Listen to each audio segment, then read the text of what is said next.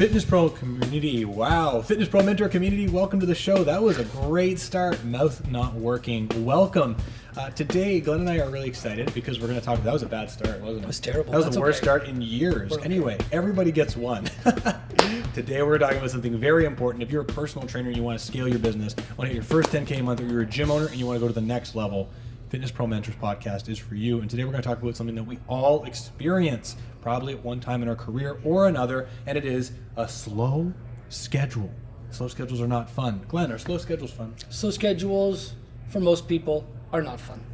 Now, the truth is that there are a lot of simple things you can do to fix a slow schedule. And a lot of this has to do with building an adequate business system and really starting off with a lead generation, audience growth, and really marketing infrastructure and sales structure that allows you to have consistent leads. But once in a while, especially with higher end demographics, depending on where you are in the world and the resources your clients have available, a lot of people disappear at one time.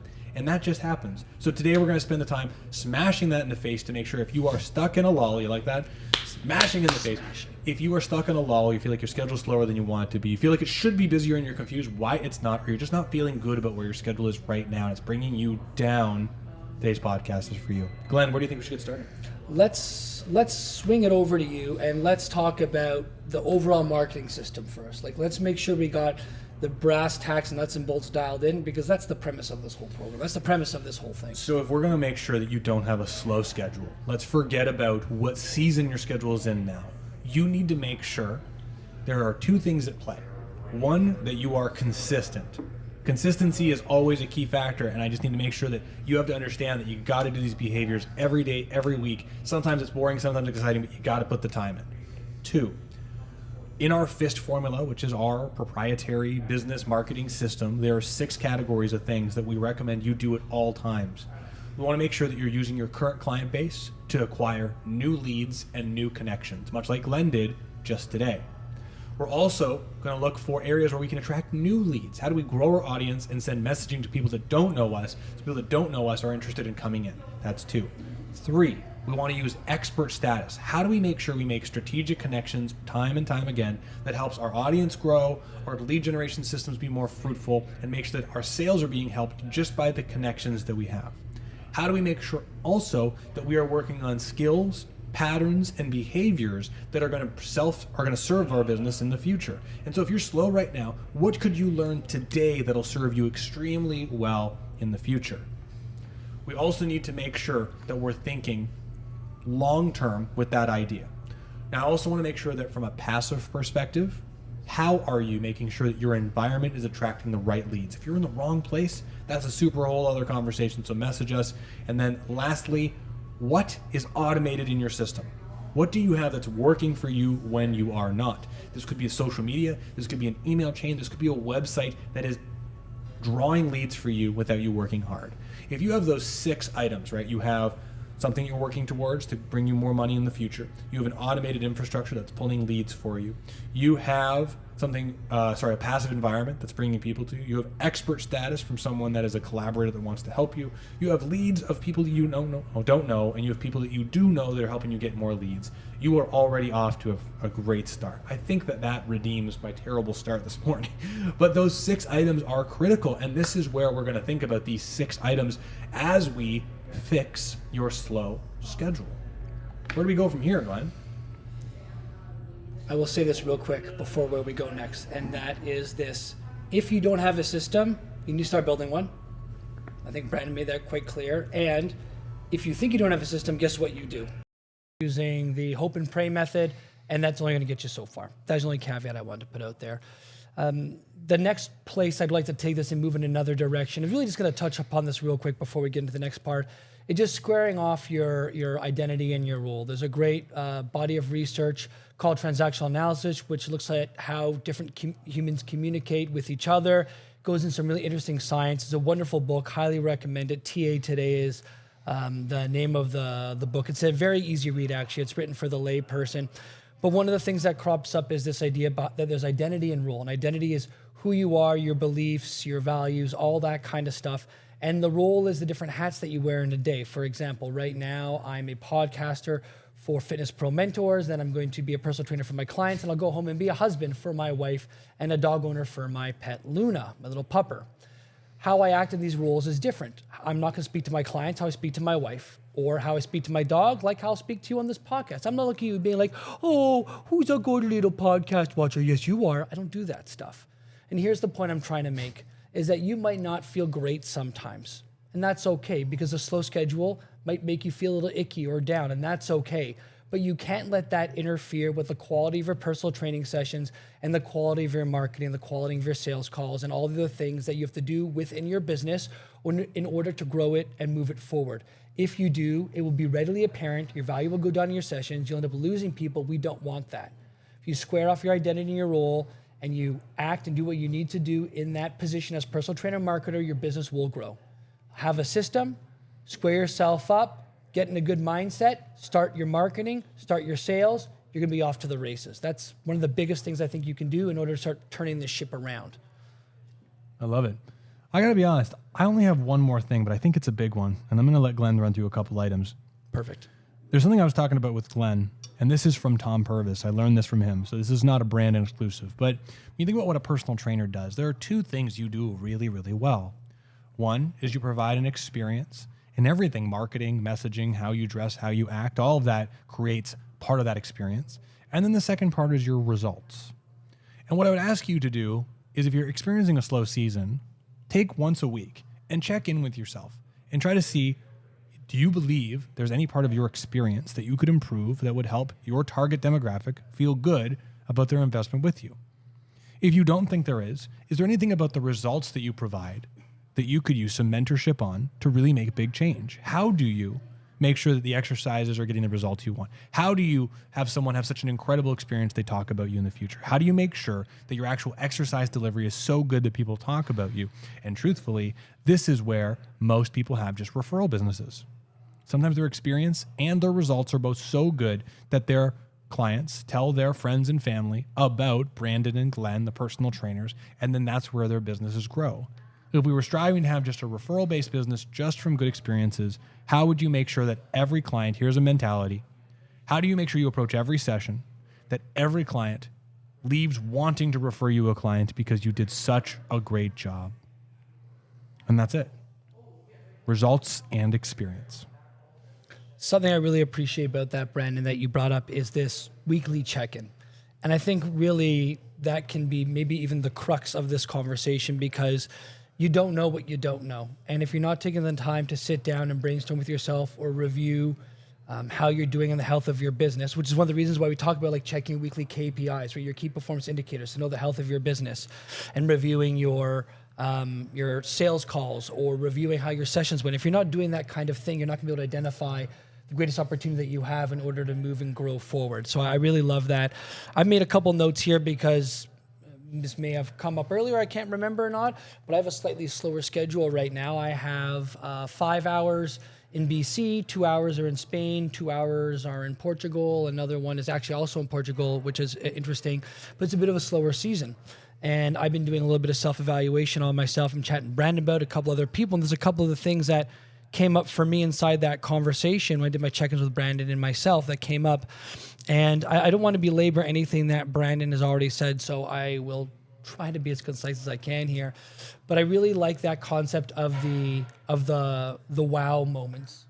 And we're not trying to wow people every time like we're an illusionist and doing card tricks, where it's something that you would see so seldomly that when you do see a magician once every couple of years, that the entire thing is magical and you wow. But it's one of those things where inside your sessions, you want to have clients have those wow moments where you're educating them and they're learning something they had never learned before, but it's so relevant to their goal that that's a really useful piece of information. Or they're doing something they haven't done in such a long time, and that makes them feel like they could never have done that without you. You know, just to give you a couple examples, I've got a client named Jonathan. He's got MS, multiple sclerosis. He's given me free permission to talk about him as much as I want, to use him on social media. Otherwise, I wouldn't reveal his information.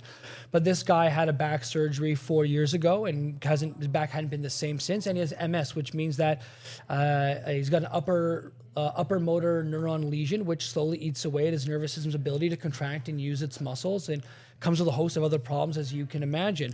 Well, both these clients are now doing things they never thought they'd be able to do. My client, she's actually away right now. She's actually out there hiking, going to see waterfalls, something she never should be able she would never, excuse me, you're not the only one having a hard time talking today, Brandon. Something she said she never thought she'd be able to do again, but because she's exercising, take care of her body with me, she feels capable of doing that. And she says almost on a monthly basis, I can't ever see myself not working with you, which I know it feels good. And it's a testament to kind of the work that we've put in and the studying I've done to make sure she gets what she needs. Same thing with Jonathan. He told me last week in his playoff baseball game that the other team was calling him all legs because he kept just smashing balls and hitting home runs, and he was just dominating the field. And nobody would have known that he has MS because a year and a half ago, he couldn't walk down the hall without having to hold on to a wall because he was losing his balance all the time. And so this is where if people have those wow moments and they really see crazy improvements in their bodies and their function, their output, or the education that wows them, and they really see you as a necessary part of their world, they're never going to go away. And those are the people, as Brandon said, they're just going to refer you more and more clients, which is fantastic. Did we talk about the value equation at all this call yet? We have not. Why don't you talk about the value equation? I'll be brief. One of the things that really stuck with me when I first started working here at Strata is Brandon said something to the extent to me is, you're asking some people to pay the amount of money in a year that would be equivalent of them getting a car. They can either get a brand new Lamborghini or Porsche, or they can train with you. So you've got to make sure that whatever quality of product you're bringing, it's going to be way more valuable than them getting a car and that kind of enjoyment, which is an interesting way of looking at things because we might not think about it that way. But it kind of makes sense. If someone sees you 3 times a week and they're giving you $1,500, $2,000, you do the math on that. They are dumping a lot of money into your world every single year, every single month. And so you have to make sure that the value that they're getting is going to be exponentially greater than what it's costing them. And really that comes down to 2 things. Are they getting results? And are they having a really great experience? If they're seeing amazing results, but your hair is constantly messy, you smell bad, your breath is terrible, you're not professional, your pants are hanging halfway down your rear end, they're not going to come see you. It makes them feel uncomfortable. Unlikely they're going to come see you. Unlikely they're going to come see you. Fair enough. And the opposite is true as well, where you could be the most professional person in the world, but if you don't know what you're doing and they're not getting the results, they're getting hurt, they're going to go and they're going to leave. And so really, if you're not as busy as you want to be, you have to have a bit of a microscope on your sessions. Into a session, you have to ask yourself, am I holding myself as a professional? Are they getting the right experience? Am I coaching them? Am I cueing them? Am I educating them? And then am I doing the right things with them such that they're getting the results that they're seeking? And if those 2 things are in parallel, way greater in value in terms of, compared to what they're paying, they're going to be with you and they're going to tell people about you. I have one more thing I want to put out there because I think Brandon's pretty much covered all the other stuff that I want to speak about, and that is sales and consultations. It kind of feeds into marketing, but this is a part of the funnel where you actually convert those people that are thinking about working with you and have finally reached out to you, or you reach out to them and they've agreed to come meet you. This is really where the rubber meets the road, so to speak. Because if you have absolutely amazing marketing, people coming through the door, a lot of people are going to sign up with you one way or another, which is great. However, some people may be on the fence, or if it's a bit of a slower time, you're not having as many leads come through, you have to make sure that your sales conversation, your consultations, that you're doing everything in your power to make sure those are going and they're being run smoothly in the right way. And I'm not talking about emotionally belaboring people into working with you, make them feel so bad that they have to work with you. If they don't have the money, try and help them cut corners in some other areas of life to afford your services. It's not about that. It's about the ability to communicate with people, understand really what they're struggling with, and then showing how much value your product has and how it's going to solve that pain that they have, right? Physical, emotional, such that it's a no-brainer for them to work with you. And there's a lot of other mini soft skills that come into this different equation. How great at you are asking the right questions? How good at you making people feel comfortable? How good at you are asking questions around objections when they do come up? How good at you at communicating the value of your product? Do you have a system for going through all this stuff to make sure that you're in front of the right person who can make the decision, who has the money, and all the other prerequisites needed to engage in a professional relationship with you? So marketing, absolutely number one important thing, because you got to get those people through the door. And yeah, you have to have great value, you got to be professional, you have to have wonderful technical sessions to get great results. But if you can't show people how great you are in that sales conversation, You might not be converting as many people and your schedule might be slower. By identifying their problems and showing your value to solve that problem. Yeah, I'm sorry if that wasn't clear previously. And that's, you're nailing, and everything Glenn has said is 100% correct. But just, this is where, with all that sales stuff, making sure that you're finding out why they're there, and then you can customize the results for them. Because I don't want, not that you said this, but I've heard I know a lot of people might hear that and go, better results, and they train people harder and they go faster, and they're like, more intense. And it's like, no, this is about like more who the client is and what you need to do for their experience and results to get what they want with good communication and everything. So you nailed it. No, you're absolutely right. Because the guy who's all legs that I spoke about, Jonathan, I could not train him the same way as my lady who had the knee replacement and wanted to go back hiking and up and down waterfalls. Yeah. Totally different people require different professional touches in terms of who I am in my role for those people, like we talked about earlier on, but also own unique injury history, own unique preferences and how they like to be trained, own unique personalities, like tissue tolerances, health history, exercise history. They need that tailored result. So you do need to be good technically. I got one more thing, and Shove then we can do our pick of the weeks. Boom. And I'll say, without this sounding so terrible, do more. In short, right? If you're listening to this and you made it to this point in the podcast, we're 16 minutes in, you need to do more. It has been, I've worked a day and a couple hours. I've made 5 phone calls in the last few days, and I've got 3 lined up to make in an hour with current clients and future clients. I brought on a new client. I've seen 9 hours of people in the last day and a half. I have answered 10 emails as far as our lead magnet goes. I've generated, I don't even know, 15 pieces of content on Instagram on different platforms to grow an audience. I have a conversation with a new consultation set up, and it's only a couple hours into Tuesday. The more you do, the more energy you put out there, the more effort you put out there, the more you'll grow. And if you're slow, you have more time to do it. And maybe it's like, well, today I'm going to do social media. No, that should be one small piece.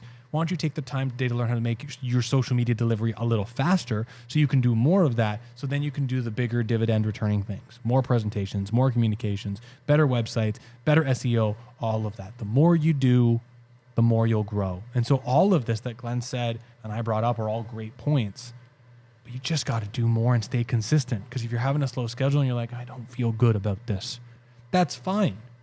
You know, you're going to feel better by not having a slow schedule. Let's fix it. Anyway, that's our episode. I love it. The consistency is so big. Brendan did all that stuff yesterday, Monday. I called up an old referral source from us. She actually lives a neighbor, lives down the street. I just said, hey, would love to do a presentation for your people. She said, great. When do you want to do it? I said, this day. She's like, awesome. Like, send me the details. We'll start doing it. And like, it was a simple 5-minute phone call, but that's already going to get us into probably, if it was anything like last time, 15 to 20 high quality leads, right? You just got to take some action and let yourself be surprised. Because sometimes you might not think things are going to go the way you think they're going to go, right? How many times have you thought you're going to like close a sale for a new client and they're like, it's not for me. And how many times did you think that there's no way in heck this person's going to work with me? And they're like, this sounds great, sign me up. Mm-hmm. You never know. So do the work and allow yourself to be surprised. Brandon, what's your pick of the week? Nice. Beat you to it. Gotcha. Just about to open my mouth. It's actually pretty simple. Tracking social media analytics. I've been playing with different social media ideas and really trying to focus on trying growing social media. I've been using different strategies with niche markets. And one thing that's been really, really critical outside of a lot of the social media things we've talked on this podcast is observing your analytics of each post to figure out on social media what type of content Instagram and Facebook is liking of your content, doubling down on that and being creative within that. And the more creative you can be with content that's getting high views and high engagement, the more things will grow. I've been able to nearly triple the follower count on one of my accounts from, we're at 5,000. We're getting really, really close to 13,000 right now, which is crazy followers. And that's just in 6 weeks. And that's just from tracking analytics and being consistent. And it's been a lot of fun, brought me a lot of new opportunities. I just had a consult with a professional drummer, the drum one, but it's just consistency and tracking analytics and having fun with it. So I'd encourage you, go to your platforms, look at your analytics, message me if you don't know what that means, and track so you can make the changes that you want. Glenn, what's your pick of the week? This is sound a little bit bizarre, but Good. My pick of the week is a good night's sleep.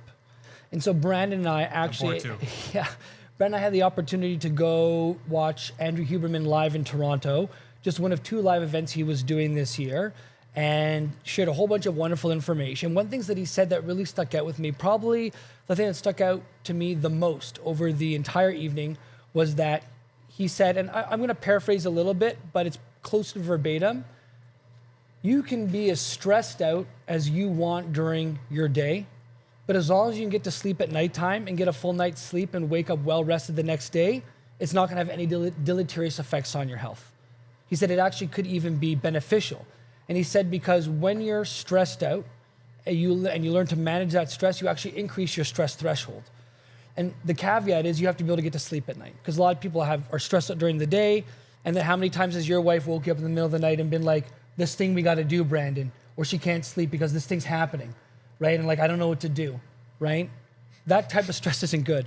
But you can have a jam-packed schedule, work on your marketing all day, have sales calls, work with your clients, play with your kids, be totally exhausted, stressed out, and if you get the right amount of sleep at nighttime and you recover the next day, it's perfectly fine, no deleterious effects on your health, and if anything, might actually be good for you. So get a good night's sleep, especially if you want to have some bang-on marketing and get busier, because you're going to need it if you want to push yourself to do the things you need to grow your business. Awesome. Everyone, Fitness Pro Mentors Podcast, Minds on Muscle Show. Thank you so much for being here today. There was a small little audio mix-up for the first 2 minutes at the beginning of the podcast. You'll hear it's all going to be good. We appreciate that very much, and thank you for sticking around. If you're a trainer and you want to grow and scale your business, check out the Fitness Pro Mentors Facebook group. Message Glenn or I. People are doing amazing results, 10K months, scaling their team right now, and you can do it too. Anyway, thanks so much, everybody. We'll see you soon. Take care, everybody.